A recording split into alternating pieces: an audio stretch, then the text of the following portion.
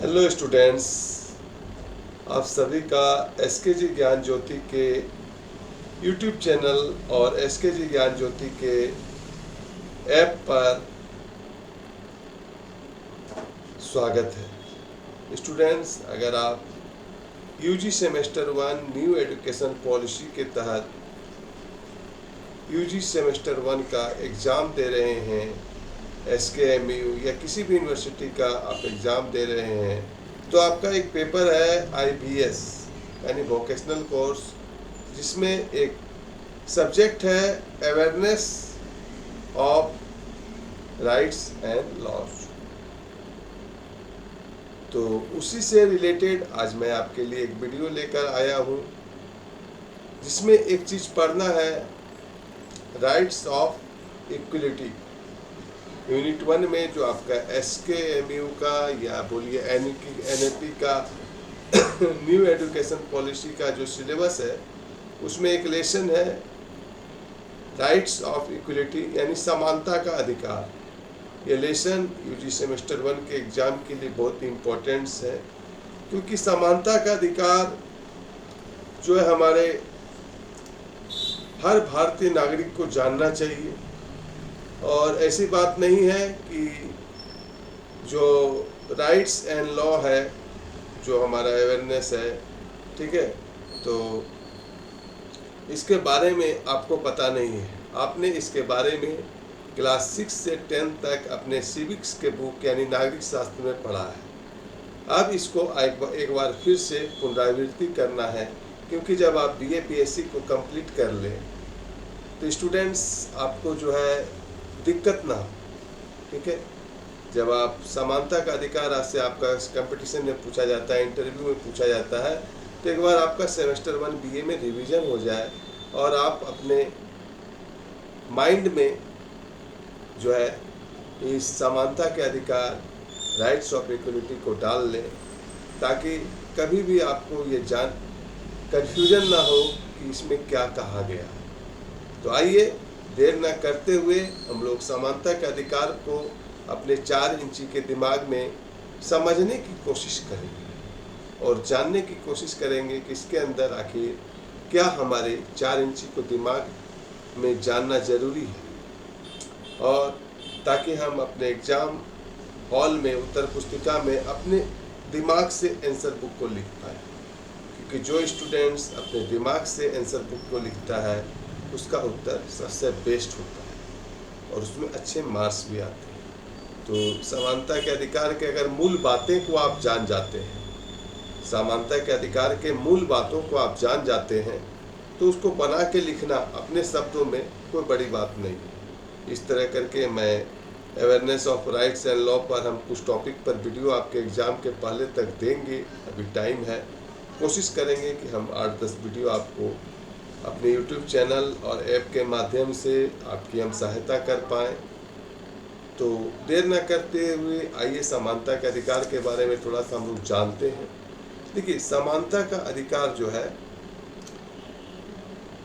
संविधान का, ये अधिकार कहाँ लिखा हुआ है? संविधान में लिखा हुआ है। हमारा भारत का जो संविधान है ये 3रा खंड है, ठीक है, 3रा खंड है, ठीक है, 3रे खंड में है, जो प्रत्येक नागरिक को जाति, देखिए इस समानता के अधिकार में कुछ वर्ड है, आप पेन पेपर को ले लीजिए। इस वीडियो को देखने से पहले आप एक पेन पेपर को लिख लीजिए। समानता के अधिकार को लिखने के लिए, परिभाषित करने के लिए आपको कुछ वर्ड्स याद रखने होंगे। लिख लीजिए। पहला वर्ड है जाति, जाति। दूसरा लिखिए मूल स्थान। तीसरा लिखिए लिंग। चौथा लिखिए धर्म। 5वां लिखिए पद। 6ठा लिखिए विशेष व्यक्ति। इतना आप कीवर्ड रख लीजिए। इतना आपको इस नोट्स को लिखने के लिए बार बार इन शब्दों की जरूरत पड़ेगी, और इन शब्दों के समझे बिना समानता के अधिकार को भी समझना मुश्किल है। तो आइए हम लोग शुरू करते हैं। तो आपको हम बताना चाहेंगे, जब हमारा संविधान को लिखा जा रहा था डॉक्टर भीमराव अंबेडकर जी की टीम के द्वारा। तो उस समय आखिर समानता का अधिकार इस टॉपिक को लाने की ज़रूरत क्यों पड़ी, पहले हमारा दिमाग अगर इस चीज़ को समझ जाता है तो उम्मीद करते हैं कि आगे हमको समानता का अधिकार समझने में भी क्या मिलेगा, सहायता मिलेगी। ठीक है, तो देखिए सबसे पहले बात है कि जो संविधान का तीसरा खंड है वो भारतीय नागरिक को जाति, मूल स्थान, लिंग, धर्म की परवाह किए बिना कई मौलिक अधिकार प्रदान करता है। ठीक है, संविधान का जो तीसरा खंड है जिसमें भारतीय नागरिकों को कोई धार्मिक भेदभाव नहीं किया जाता है, न ही कोई लिंग का, न ही कोई धर्म का और न ही कोई जाति का भेदभाव किया जाता है, और सबको एक कुछ कई मौलिक अधिकार मिलते हैं। मौलिक अधिकारों को संविधान का सबसे इम्पोर्टेंट पहलू माना गया है, महत्वपूर्ण पहलू माना गया है। याद रखिए, मौलिक अधिकार जो हमारा संविधान है भारत का, ये सबसे महत्वपूर्ण पहलू माना गया है, क्योंकि वे लोकतंत्र के भीतर जो हमारा लोकतांत्रिक शासन व्यवस्था है इसके भीतर सौंपे गए अधिकार द्वारा सरकार द्वारा दुरुपयोग या हस्तक्षेप के खिलाफ लोगों के अधिकार और स्वतंत्रता की रक्षा करता है। ठीक है, इसलिए इसको मौलिक अधिकार को क्या माना गया है, बहुत इंपॉर्टेंट माना गया है संविधान के अंदर में। ठीक है, ये अधिकार जो है हमारा संविधान का प्रस्तावना है उसके अंदर उल्लेखित न्याय, समानता, स्वतंत्रता, गरिमा, भाईचारा, इस सब के जो है मूल्यों को पूरा करने का प्रयास करता है। तो आखिर क्यों जरूरत पड़ी, तो लोकतंत्र की वृद्धि और विकास, लोकतंत्र की वृद्धि और विकास के लिए समाज में हर किसी के साथ निष्पक्ष और बिना किसी पूर्वाग्रह के व्यवहार किया जाना चाहिए। लोकतंत्र की अगर हम वृद्धि चाहते हैं, विकास चाहते हैं, तो समाज में क्या करना होगा, किसी के साथ निष्पक्ष और किसी पहले से किसी के बारे में गलत अवधारणा ग्रहण किया हुआ, उसको कहते हैं पूर्वाग्रह के व्यवहार किया जाना चाहिए। इस प्रकार संविधान लिखने वालों का मानना था, जो संविधान को लिख रहे थे उनका मानना था कि इस तरह के खंड को शामिल करने से आज जो समाज में, आज से जो संविधान 80 साल पहले लिखा गया था, 70 साल 75 साल पहले, तो जो संविधान लिखने के समय उस समय समाज में जो सामाजिक, आर्थिक और धार्मिक असमानताएं फैली हुई थी। जब संविधान को लिखा जा रहा था तो भीमराव अंबेडकर साहब देखें कि समाज में जो है क्या फैला हुआ है, सामाजिक, धार्मिक और आर्थिक असमानताएं हमारे देश में अभी बहुत ज़्यादा फैली हुई है। इसको आखिर कैसे दूर करेंगे, ठीक है, इसको आखिर कैसे हम दूर करेंगे।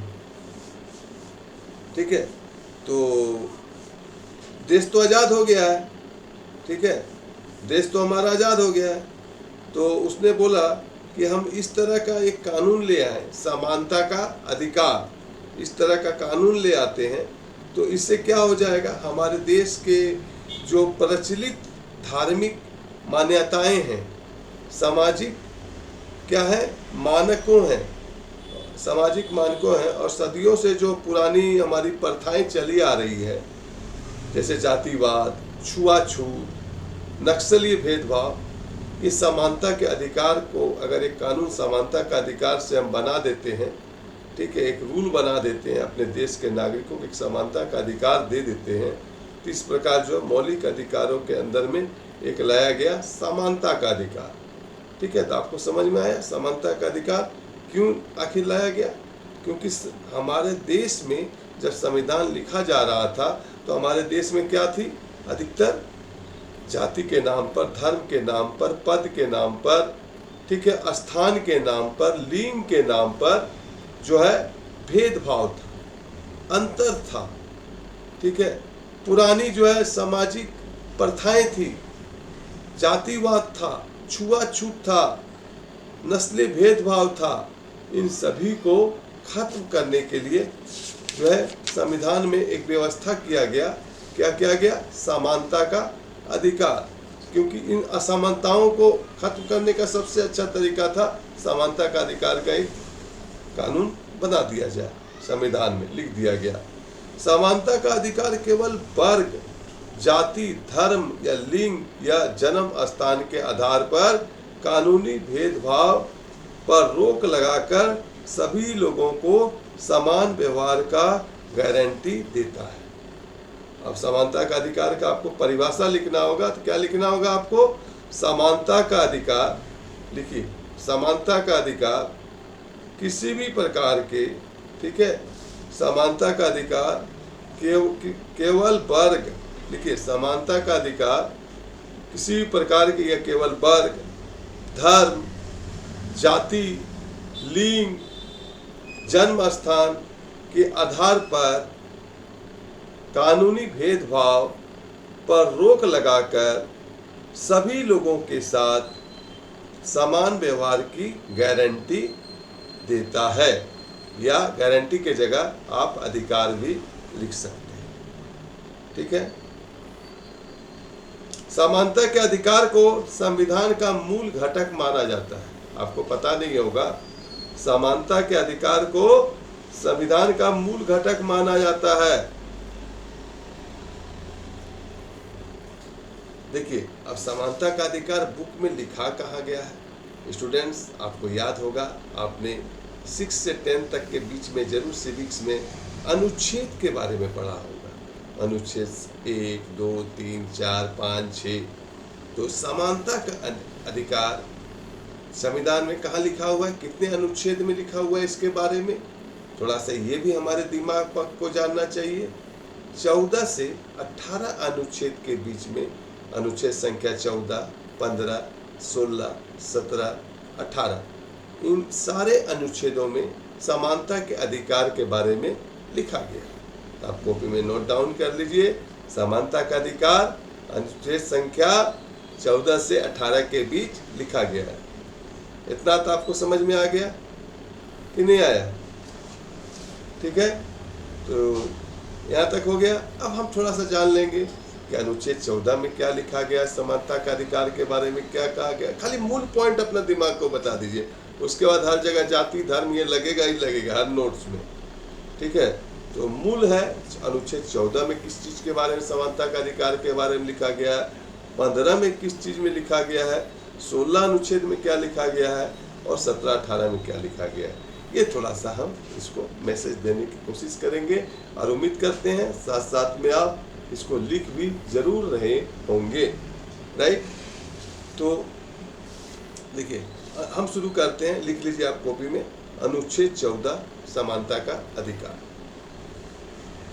इस अनुच्छेद में लिखा गया है, कहा गया है कि सरकार को किसी भी व्यक्ति को कानून के तहत, ठीक है,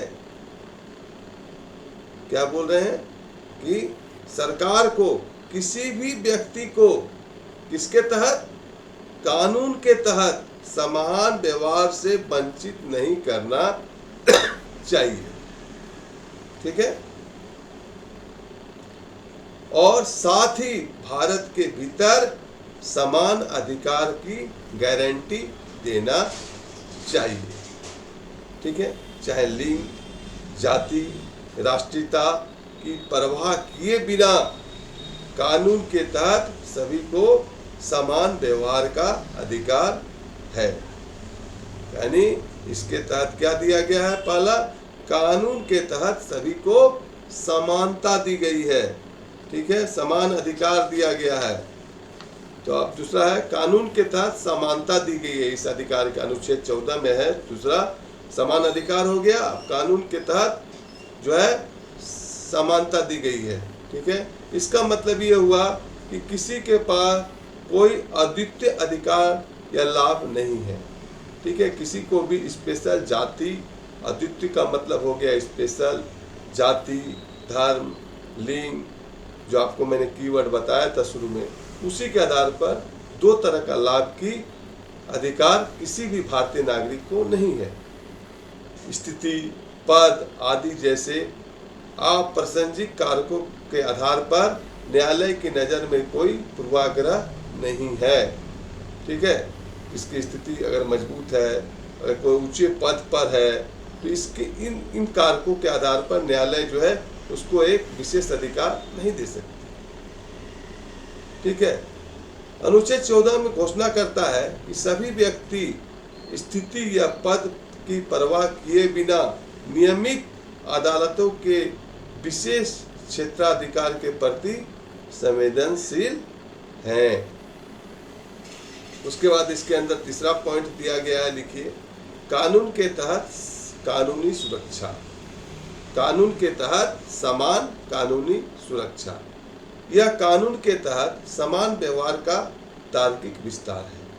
ठीक है, कानून के अंदर जो है सभी के साथ समान व्यवहार किया जाए, इसके तहत यह निर्दिष्ट करता है कि कानून सीमाओं के अंदर सभी व्यक्ति को समान सुरक्षा प्रदान की जाएगी। ठीक है, इसमें लिखा हुआ है कि जो है कानूनी सीमाओं के अंदर सभी व्यक्तियों को समान कानूनी सुरक्षा प्रदान की जाएगी। यह अनुच्छेद में यह भी इंगित करता है कि ऐसी सुरक्षा पक्षपात या पूर्वाग्रह की परवाह किए बिना प्रदान की जाएगी। इस कानूनी अधिकार और कर्तव्य दोनों के संदर्भ में समान स्थिति में उचित व्यवहार शामिल है। ठीक है, ये सब आपको इसमें लिखना है। ठीक है, अब आते हैं अनुच्छेद 15। लिखिए, अनुच्छेद 15 में क्या किया गया है।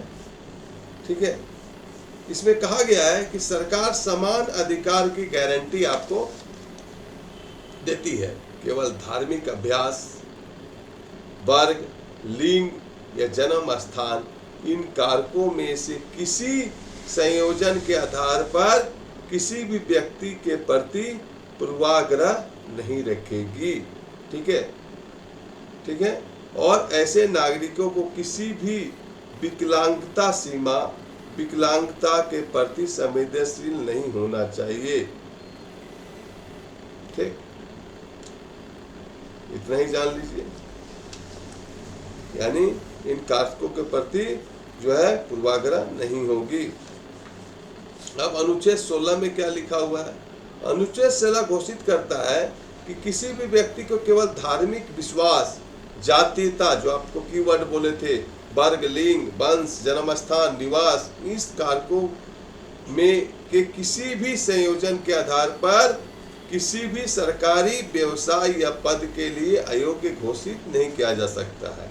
इसमें क्या है कि इन जो आपको हम कीवर्ड बताए थे, जाति, धर्म, लिंग, जन्म स्थान, निवास स्थान, इस कारकों के आधार पर किसी भी भारतीय नागरिक को सरकारी व्यवसाय या पद के लिए अयोग्य घोषित नहीं किया जा सकता है। यह अनुच्छेद 16 में लिखा गया है। क्वेश्चन आ सकता है, समानता के अधिकार के अनुच्छेद 16 को लिखें, तो आपको ये लिखना होगा। ठीक है,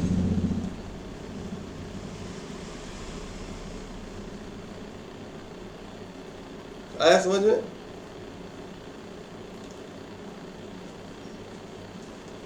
समझ गए। अब आते हैं अनुच्छेद 15। इसमें छुआछूत का अंत करने का कोशिश किया गया है। देखिए, समानता का अधिकार छुआछूत को खत्म किए बिना नहीं लाया जा सकता। पहले जो हमारे समाज में, हमारे भारत में बहुत ज़्यादा छुआछूत भेदभाव की ये थी, तो अनुच्छेद 17 हर तरह से छुआछूत की प्रथा को प्रभावी ढंग से खत्म और गैरकानूनी घोषित करता है। ठीक है, समानता के अधिकार में अनुच्छेद 17 में किसको कहा गया है? छुआछूत के बारे में जो है लिख याद रखिए। अनुच्छेद 17 में याद रखिएगा, समानता के अधिकार में छुआछूत के बारे में। ठीक है, छुआछूत एक सामाजिक रूप से निर्मित अवधारणा के रूप में जानी जाती है। छुआछूत जो एक समाज में जो है एक क्या है, निर्मित अवधारणा है, जो पहले से एकदम निर्मित किया हुआ है कि छोटी जाति के रूप में जानी जाती है, जो विशिष्ट वंचित वर्गों को उनकी उत्पत्ति के आधार पर नीचे रखती है। ठीक है, विशिष्ट वंचित वर्गों को उनकी उत्पत्ति के आधार पर कहाँ रखती है, नीचे रखती है, और उसके आधार पर उसके साथ क्या करती है, भेदभाव करती है। अब आते हैं, तो याद हुआ अनुच्छेद 17 क्या है, छुआछूत। अब अनुच्छेद 18 में आते हैं। अनुच्छेद 18 में लिखा गया है,